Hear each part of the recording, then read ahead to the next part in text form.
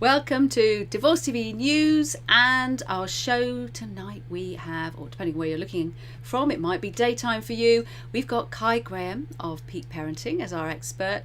We've got a shared story with Susan Cowe-Miller and a healing with Una Archer, who's also a child psychologist. So we're very parent focused this week.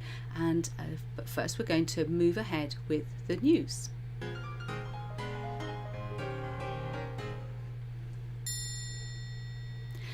This one isn't actually from a newspaper, it's from LinkedIn, and with the permission of Mary Raymond, who's a family mediator, I asked if I could share her post because I thought it was something we should all be aware of because she raises a really good point. She says here that Cafcass is reporting a 38% increase in private family law cases, typically applications made during or following family separation, in March 2021. This is compared to March 2020. Surely, she says, this is the opposite direction of travel to where we want to be heading. Behind every private law application is an unresolved family dispute affecting children's lives. Cafcass reports receiving 4,659 new private law cases in March 2021.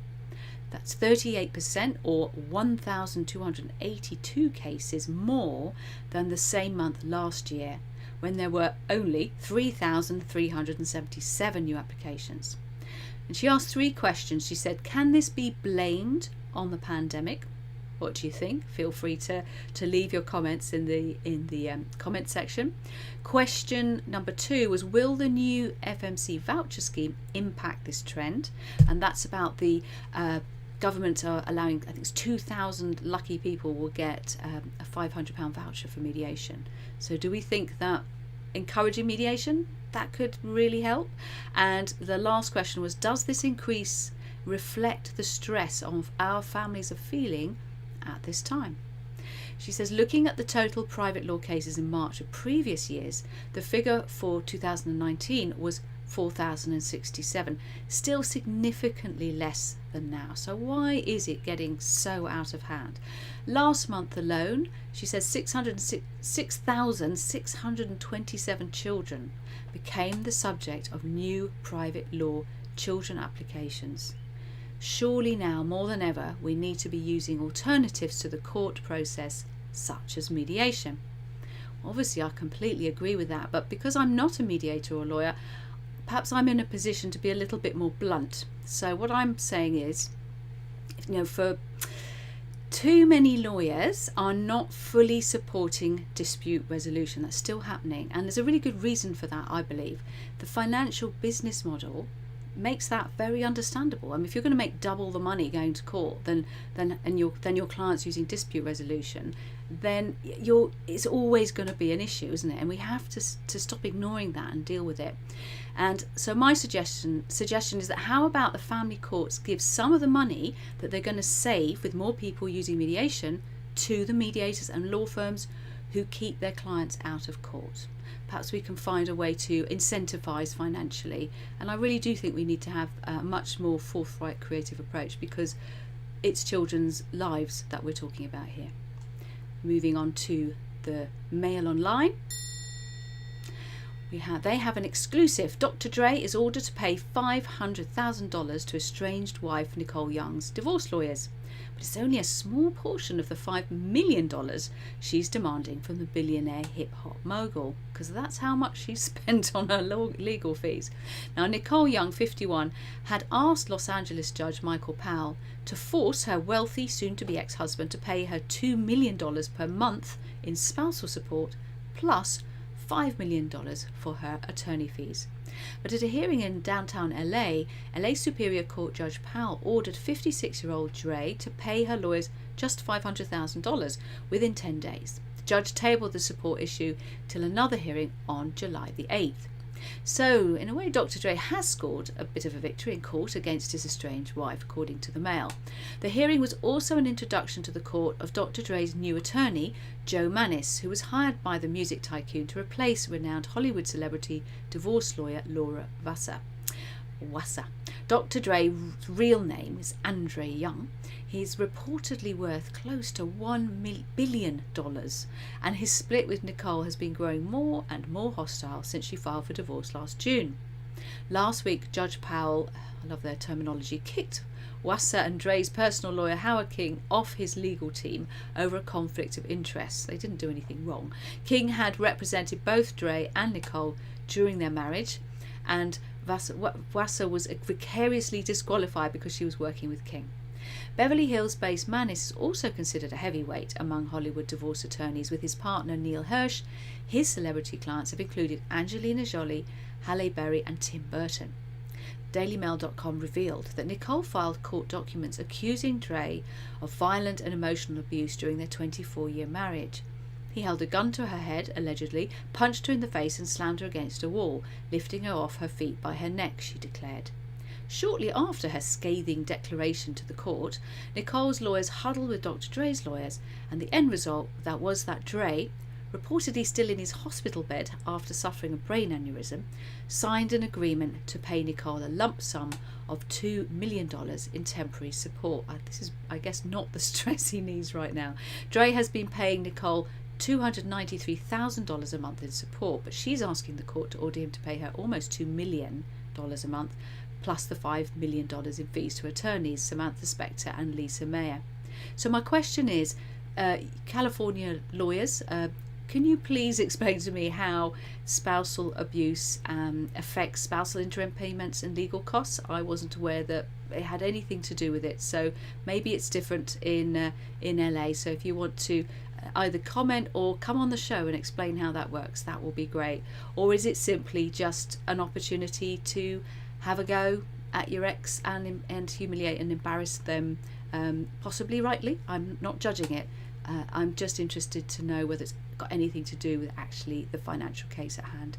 And finally, Jana Kramer and Mike Corsin obtained a temporary restraining order amid divorce to prevent them from making disparaging remarks about each other in front of their kids. Now, this is very interesting. Just a week after the One Tree Hill star 37 announced the end of her nearly 6-year marriage over Instagram, it's emerged the order was issued by a Tennessee court on April the 23rd. The temporary document means they are prohibited from harassing, threatening, assaulting or abusing the other spouse, as well as banning the making of disparaging remarks about the other to their children or their employers. It was shared in court documents obtained by E! News. I bet Dr. Dre wishes he had that order in place. The order means neither Jana nor Mike can take their children, Jolie, 5, or 2-year-old Jace, out of Tennessee or more than 50 miles from home without the approval of the court. Neither party is allowed to borrow, transfer or conceal any shared property without permission, or hide or destroy evidence on computer hard drives or other devices. Don't you think that should be the case automatically? Why would you need a court order to do that? Again, I don't understand why some of these things aren't just there and you shouldn't have to go to court to get them in place.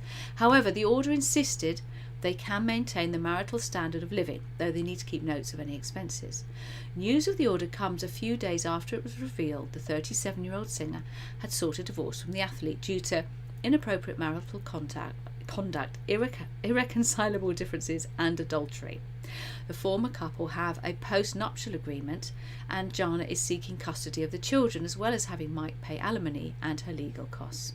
In 2016, the 34-year-old ex-footballer Mike Corsin entered a treatment centre for 2 months for sex addiction after repeatedly cheating on his wife. Mike previously said in 2019, Jana kind of gave me an ultimatum when everything came out. She discovered everything and she looked at me and said, you need to go somewhere. Basically, you need to figure out what's going on and what this is, or I'm gone, period. Their official date of separation is listed as April the 20th, one day before she revealed the split with a sombre Instagram post amid more infidelity accusations against the former professional football player. As I try to make sense of a reality I never wanted to believe could be possible again, those words have now become a reality, she told her social media followers. I've fought y'all, I've loved hard, I've forgiven, I've put the work in, I've given everything I have, and now I have nothing else to give. It's time. Jana was left distraught over their split, but has no plans to reconcile, as the paper says she's through with his cheating ways. Their kids are still pretty young and wouldn't fully understand if they told them they're separating. So they want to make sure their kids are raised as normal as possible despite their parents no longer living together, the article reports. Well, let's wish them much luck with that. We're now going to have, conveniently, not just a guest, but a guest who is a parenting expert.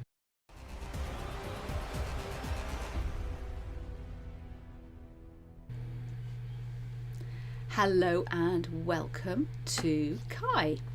And tell us a little bit more about what does peak parenting mean? What do you do? Peak parenting is it's the umbrella that I work under, Susie. I am a one-man band. I am a parent and teen troubleshooter, a mentor, and it's really my mission at the minute to support parents so that they can help their kids. And what I'm looking for is to help our parents and teenagers to build a mentally healthier and happier generation of young people, because you were talking about statistics there, and I can see through all the work that I do is that the mental health statistics for our teenagers specifically are just on the increase. And I am here to support my clients and to support my audience so that we can just have happier, healthy kids. And is it true that I don't know about the US, but in the UK I heard that the most common form of death for a young person in the UK was themselves, that it was suicide? Yeah. And on the back of that, I have linked up with the teen, not really the teen, the youth suicide charity Papyrus, because they are sort of looking to try and reduce the suicide rate, because I live in Northern Ireland and our rates over here are even higher than the rest of the UK, and it's troubling. And we need to support the kids and do the very best that we can for them. So it's hard, but it's more than troubling. It's terrifying if you think that our children are killing themselves. Something's gone and how much can you do in your role as a parenting expert when obviously there's going to be so much society. It's not just going to be the parenting that's resulting in this. It's hard, and I think the thing is helping our young people to realize that actually the way they're feeling at the minute is temporary. It might feel like a very long time, and maybe sometimes their challenges and what they're going through has been going on for a long time, but suicide is a permanent solution to a temporary situation, and it's trying to give them the space to find the support that they're looking for, and it's a real challenge. And one of the things that can make parents feel suicidal is when when their children reject them, and of course that's in the divorce world and co-parenting world is becoming better known as parental alienation. Have you had any experience of that with clients? Yeah, I have. And do you know what? Particularly at the minute, it's really hard. In the UK, we're sort of slowly coming out of lockdown. But I had a client who the mum has sort of had sole custody of her young boy, and he was 17 at the time.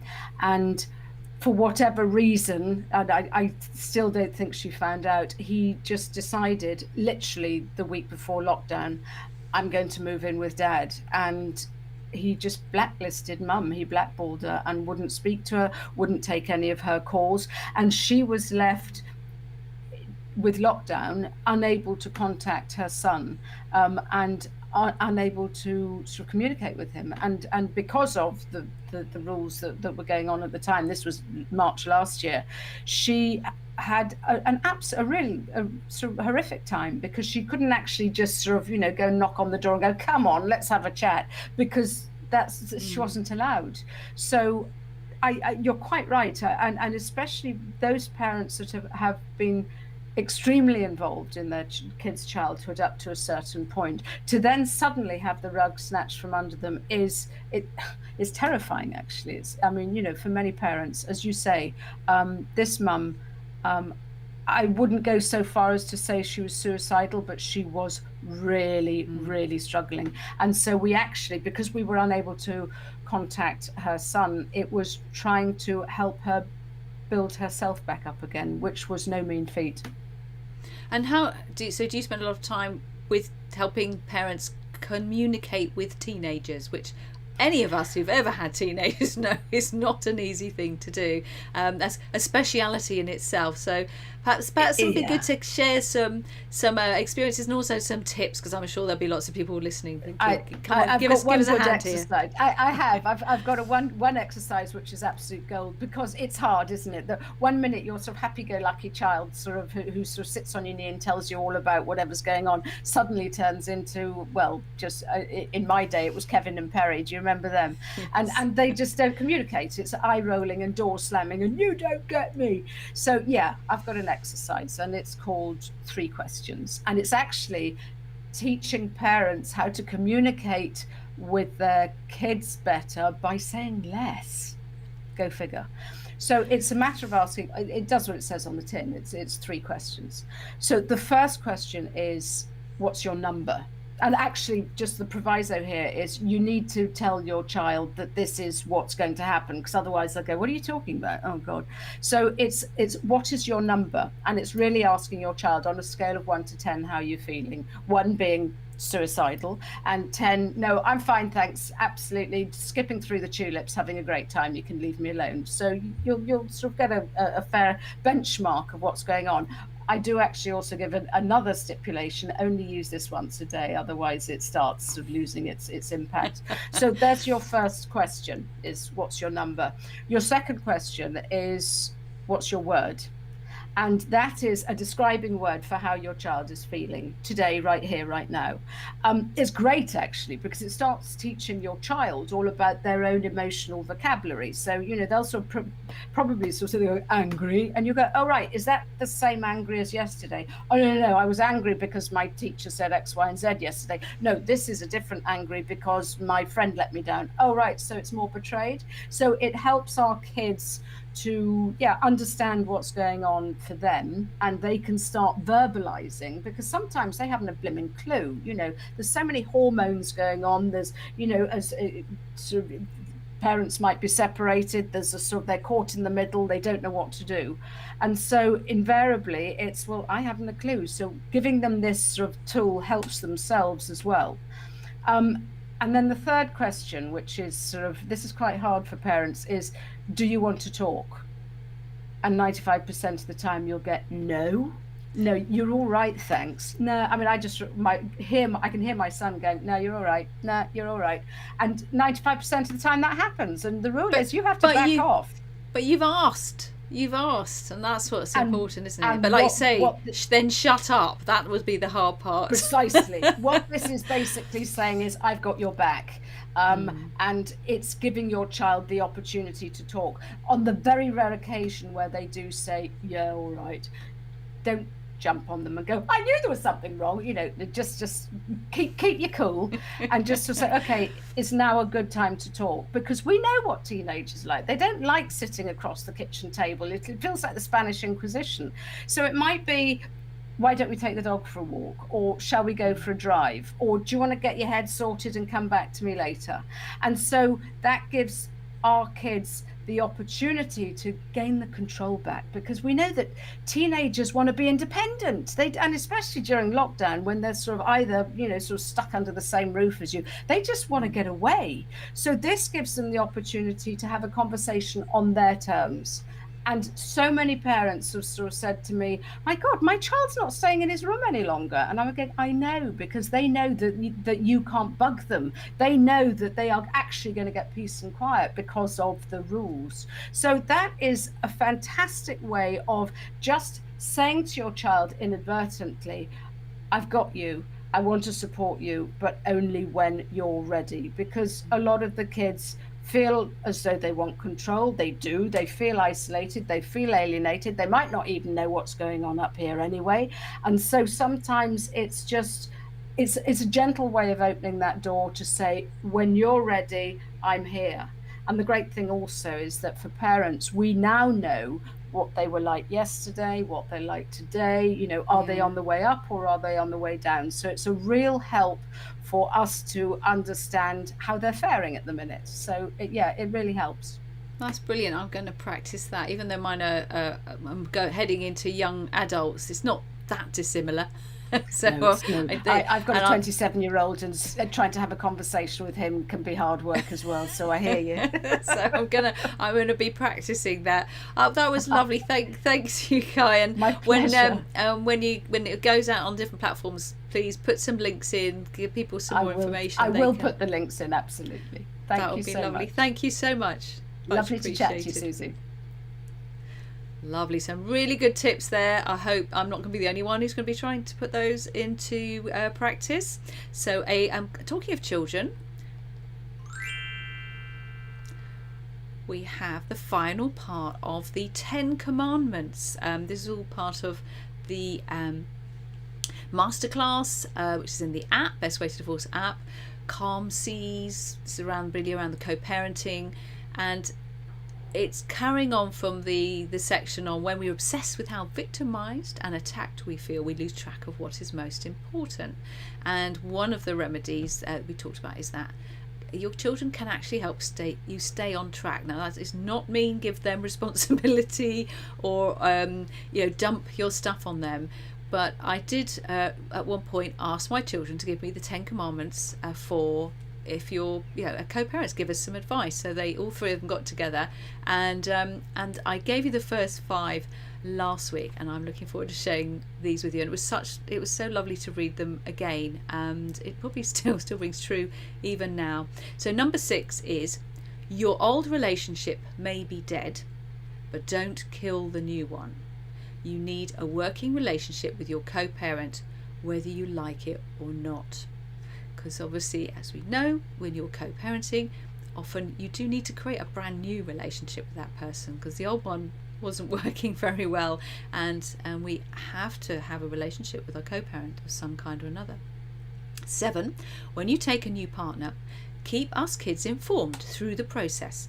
Don't just say, here's your new dad or mum, the last one's in the bin. That was good advice. 8, you shall not steal my childhood. Be honest with me, but that doesn't mean you can dump all your emotional baggage on me either. 9, you shall not bear false witness or lie, but neither can you slag off our mother or father, even out of earshot, because we kids hear everything. And finally, number 10, appreciate what you have with us and don't compare it to what others have. But now that I have 2 homes instead of 1, that means double the presents, shopping trips and holidays, okay? And you can guess that they definitely won on that one. So we're moving now into our shared story with Susan Cowe-Miller, and she's going to be sharing actually her own personal story here.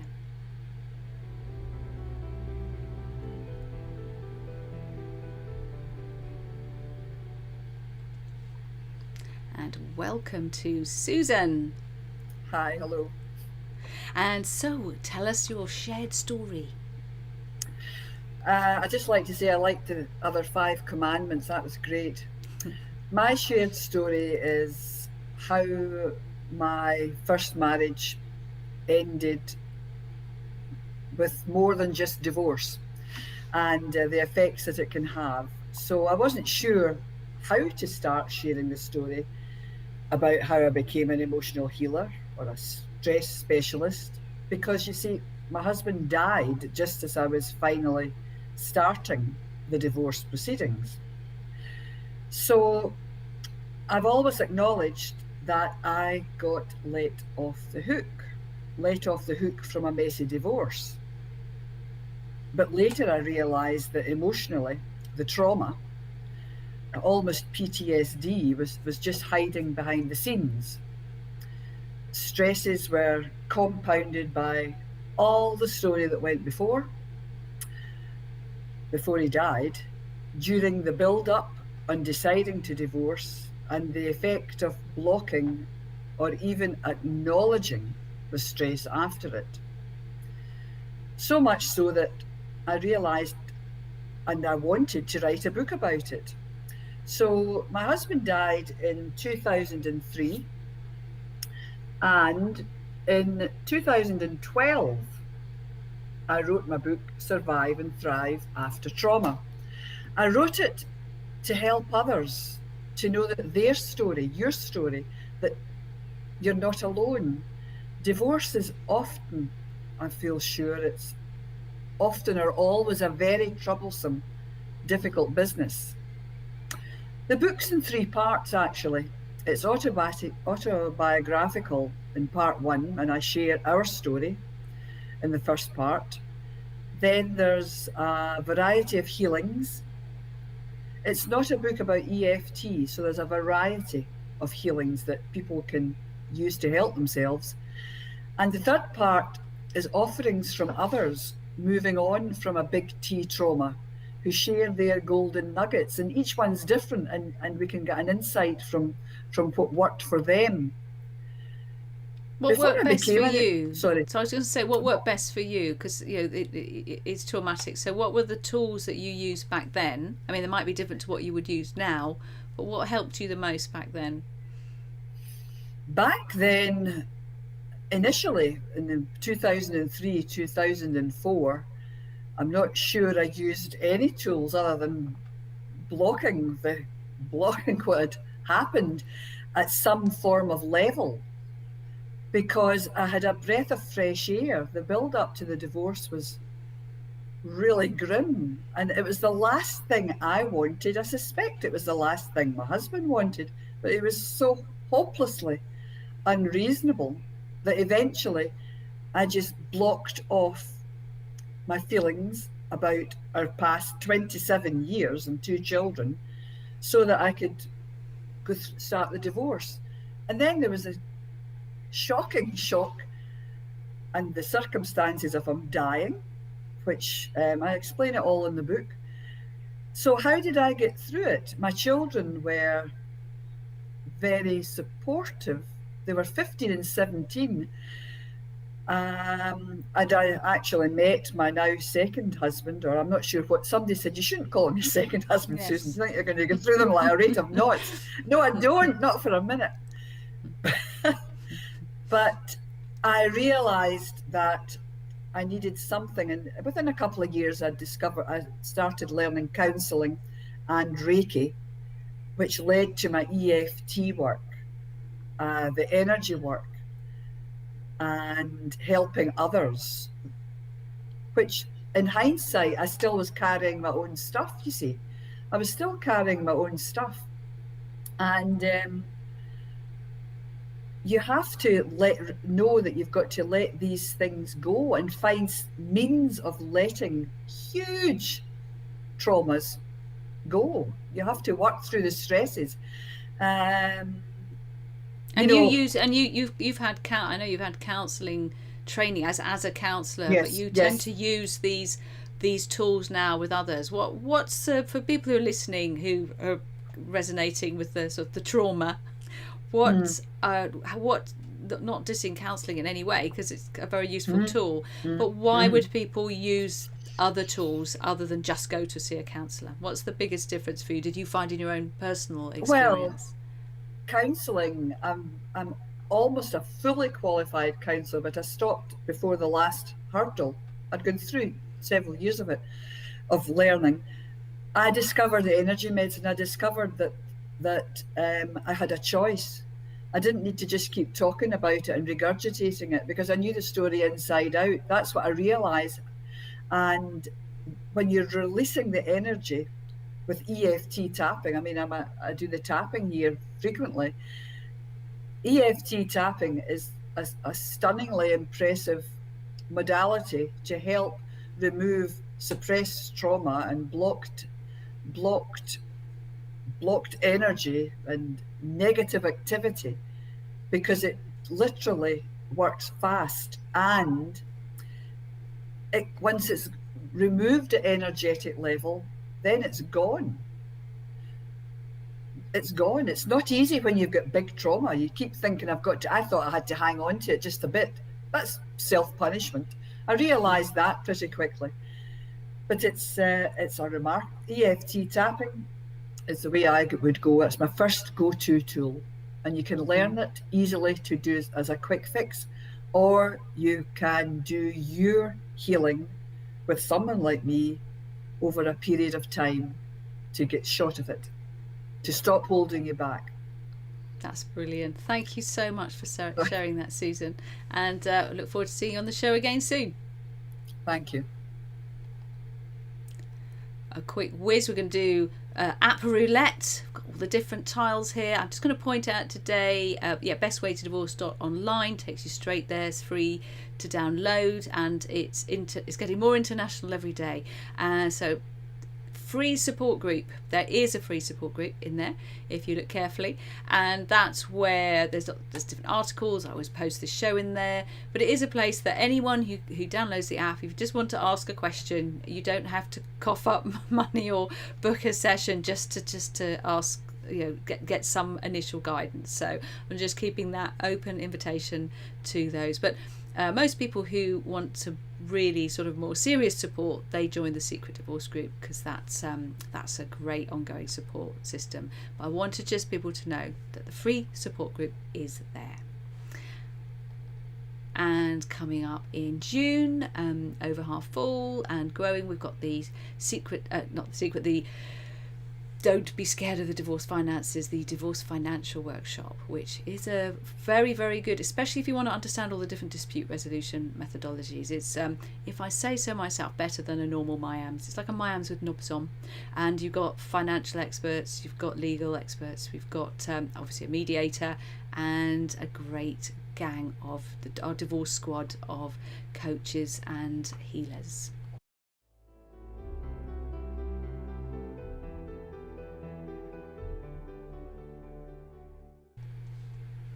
And welcome to Una, who is Una is a child psychologist. Is that right? Have I got that right? No, just a psychologist.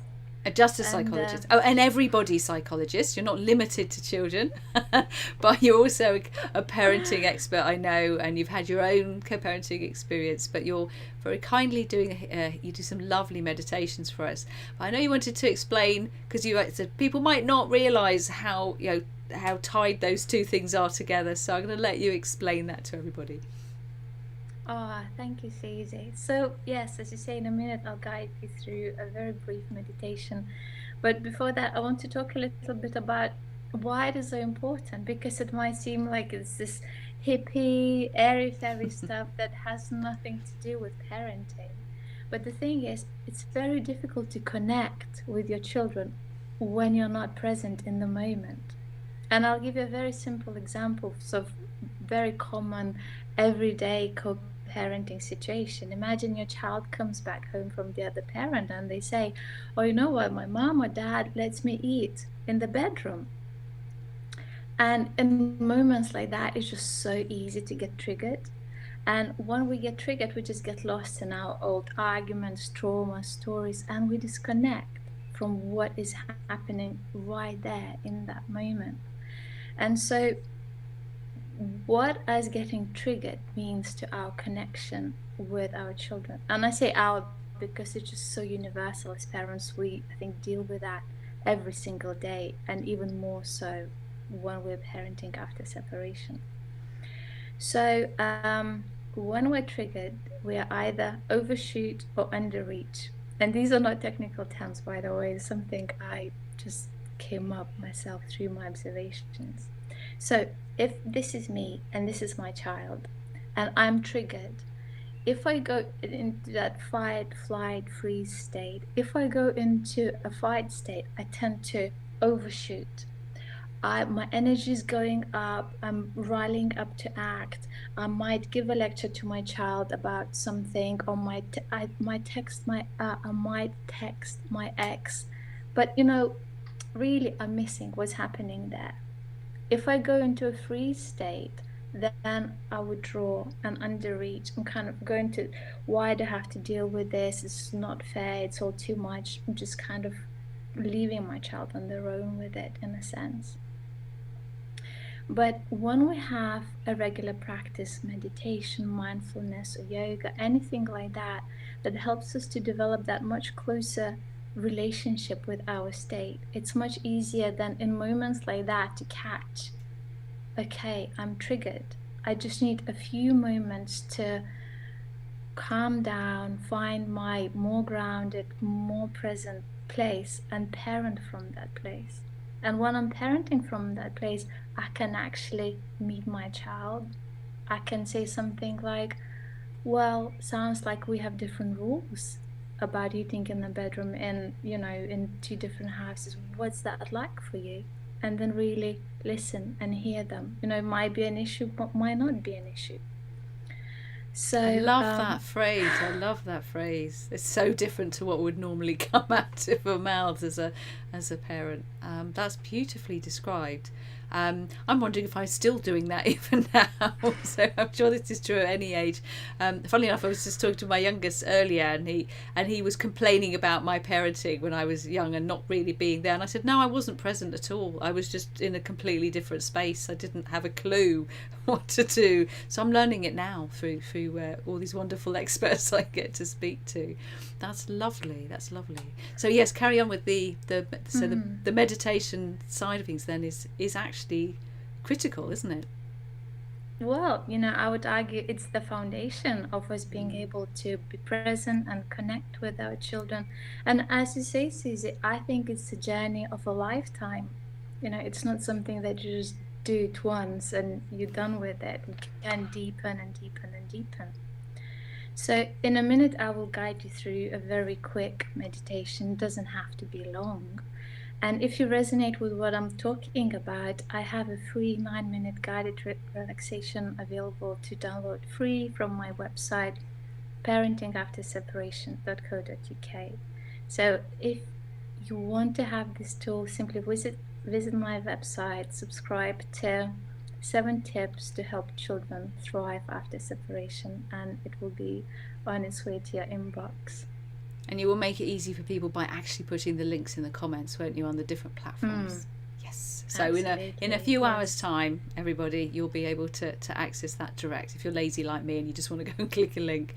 So I'm gonna click the next tile so we get the gentle background music. You've got 10 minutes, so do as much of that 10 minutes as you want, but you don't need to cut it shorter. That would be lovely. Okay. So everyone, breathe and prepare for a lovely session.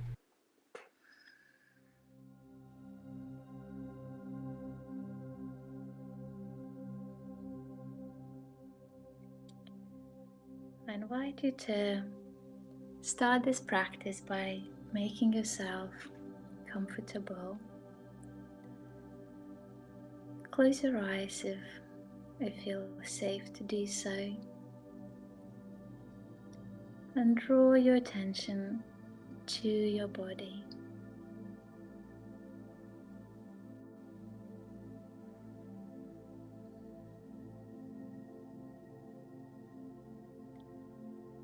Notice if you are comfortable and just have a wiggle or a shuffle. Adjust how you're sitting so that your body can rest.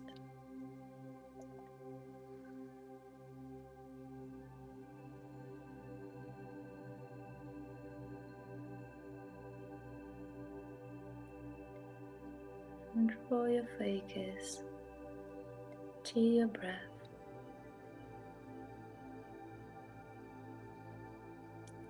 Notice the air coming in.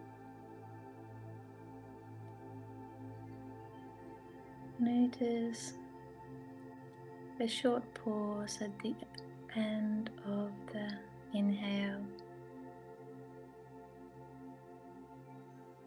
Notice the air flowing out.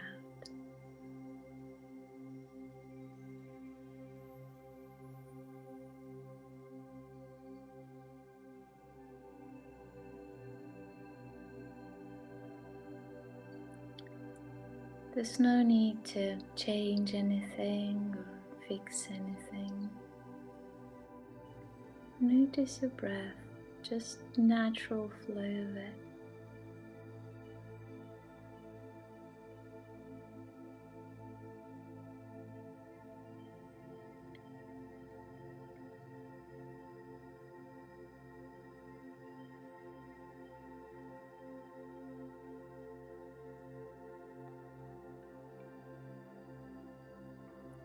Notice how, with each inhale and each exhale, how the rest of your body responds to that.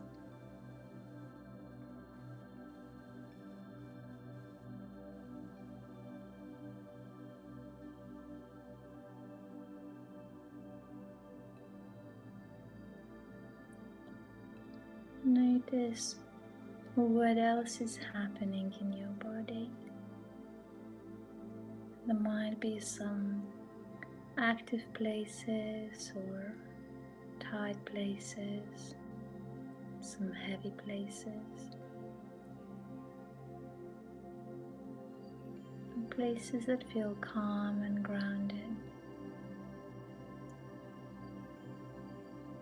Again, there's no need to change it. Simply notice and be present with the sensations in your body.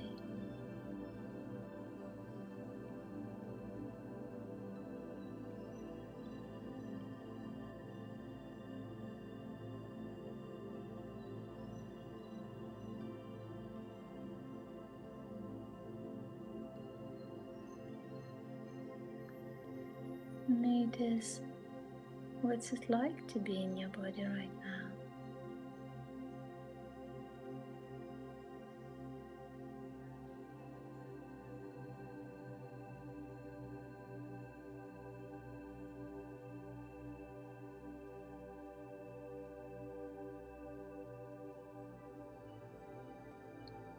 And now draw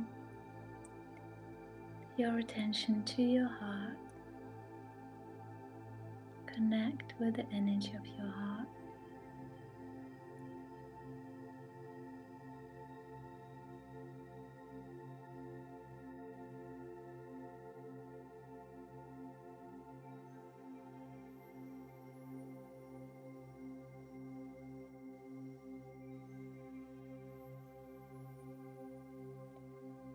And now I invite you to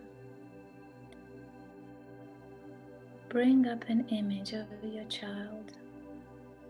If you have more than one, just choose one. Maybe the one that kind of needs a bit more attention or it's harder to connect with at the moment.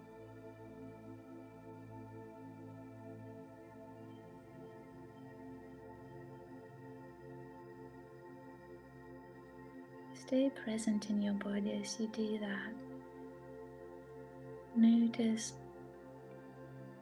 what it feels like to be present in the presence of your child.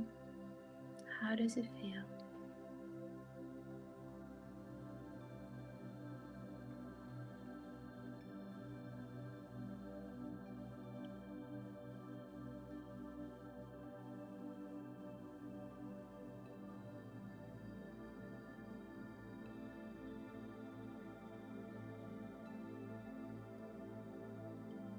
And as you are connecting with your child, think of things you appreciate about them, what is unique about them, their quirks, their essence.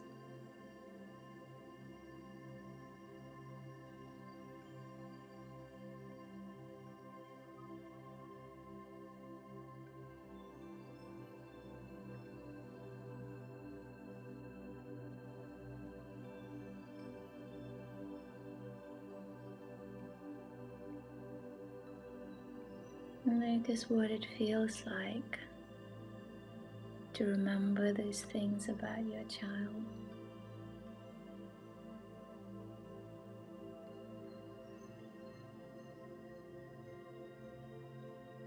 Notice what happens in your body when you connect with the things you appreciate about your child.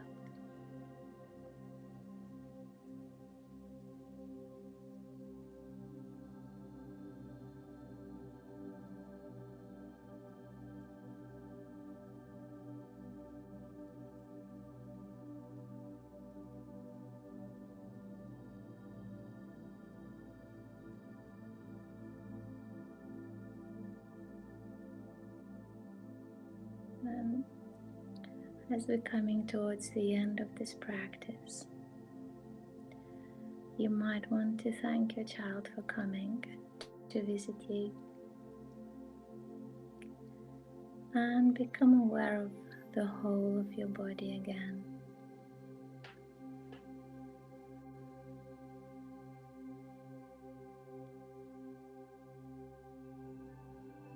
Take a few more comfortable breaths.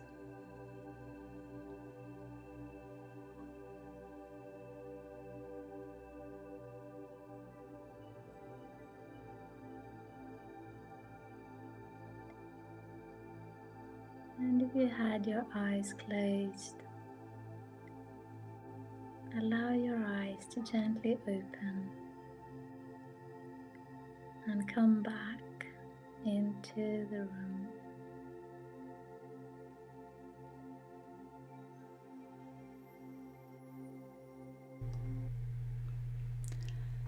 Oh, so I think a few people will be wanting to download those and listen to them. Even if you don't have children, you'll probably want to do that because they're so calming. Thank you so much, Una, and particularly for coming on such short notice as well. Much appreciated. And please do book yourself in for some more. It'd be lovely to have you back. And thank you also for explaining how important it is to have that groundedness, that connection with yourself, because how can we parent well if we're not even connected to ourselves? We're not going to connect with our children.